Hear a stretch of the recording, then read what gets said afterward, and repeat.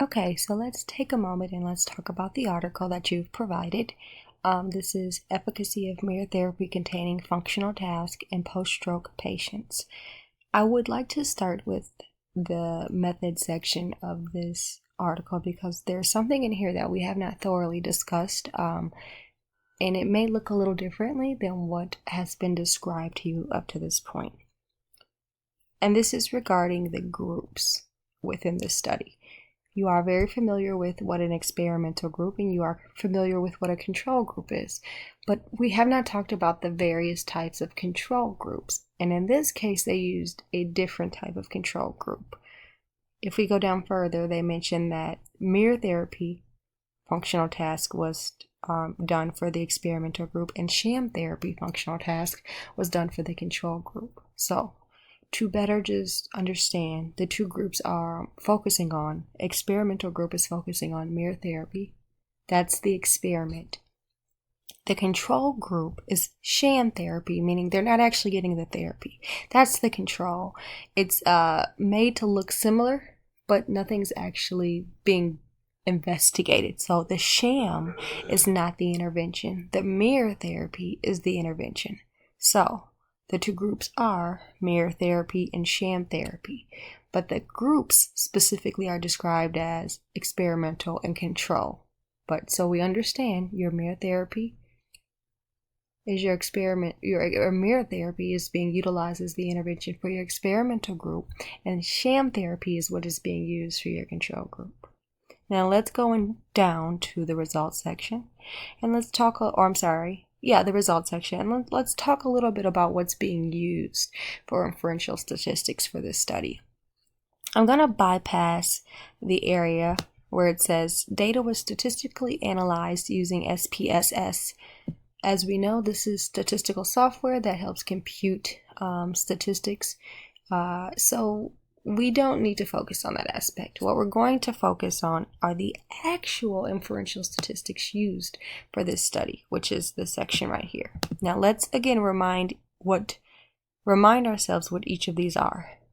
First and foremost, they mentioned using the independent sample t-test to assess general characteristics of the mirror therapy and sham therapy groups, as well as the homogeneity between the abilities of activities of daily living and the functions of the hemiplegic upper limb in these two groups before the intervention.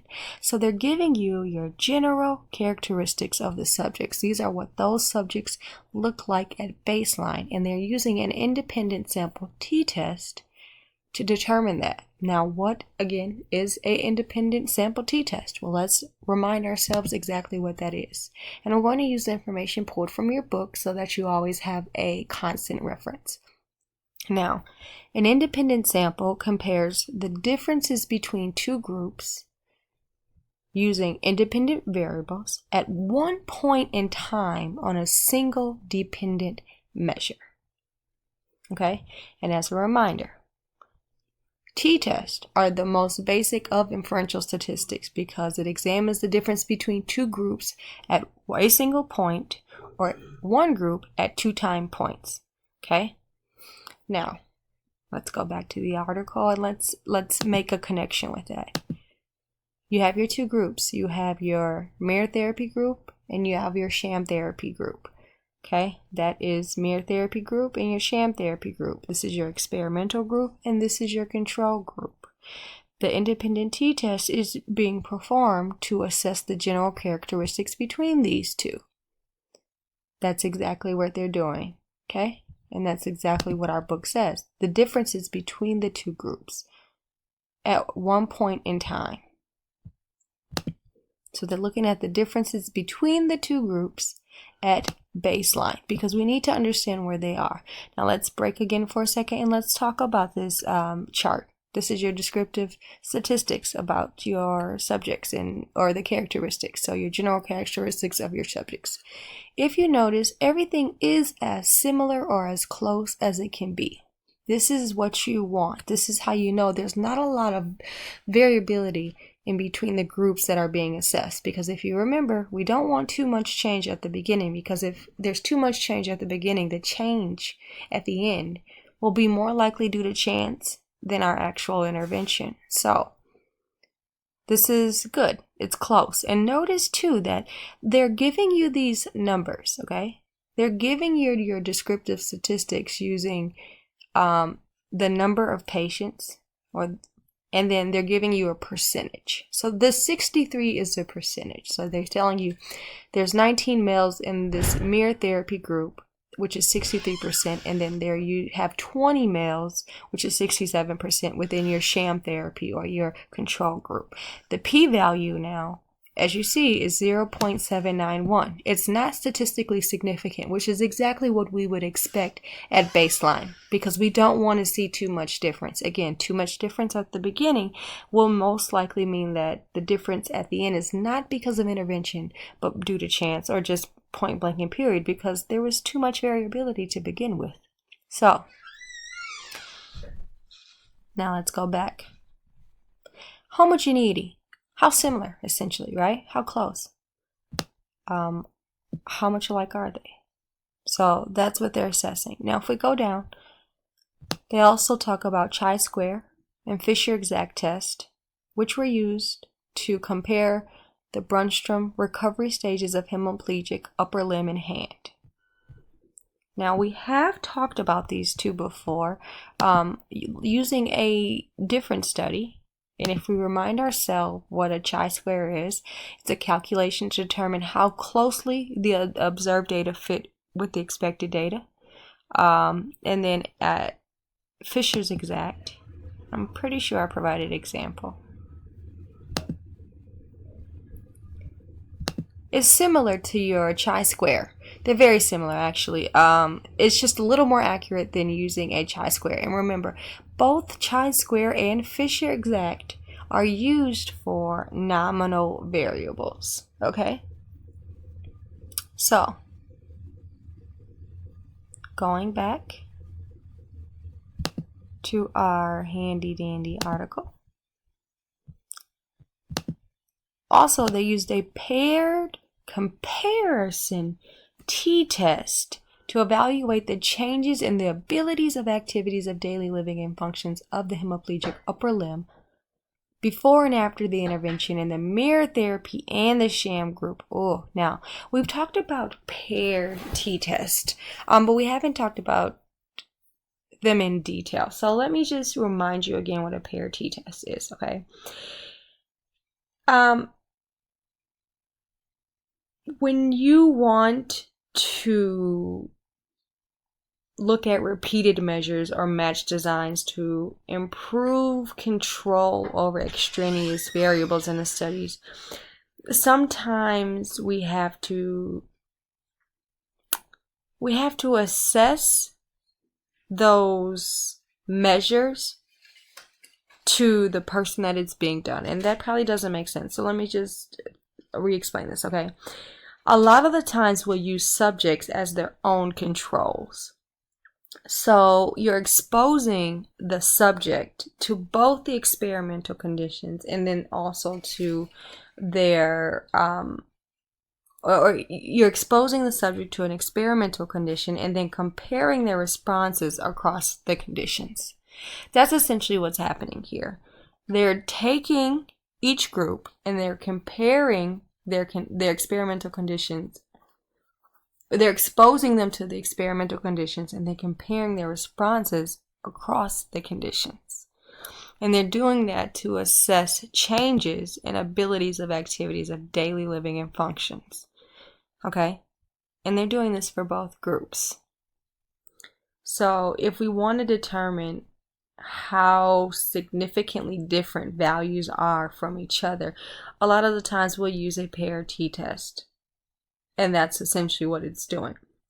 So data that is considered paired or correlated because each measurement has a matched value for each subject. Okay, meaning we did that to the patient in both experimental conditions, and then we compare the responses across the conditions. That would provide us with a more accurate understanding of what actually happened versus using just an independent or a dependent, because they don't fit in that category. There's an actual pair. Okay? Now, going on, They did again use an independent sample t-test to evaluate the post-mortem changes between the groups. So looking at them post, again, comparing the two groups from each other. Okay? And they define that anything that would be considered statistically significant would need to be less than 0.05, which we know is generally what is the accepted or most chosen level of significance for research studies. Okay? So, now let's go down and see what they have here. We know that there are 60 patients divided into mirror therapy and sham therapy, 30 in each. And we've already talked about the baseline characteristics. But let's now talk a little bit about the tables that we see here.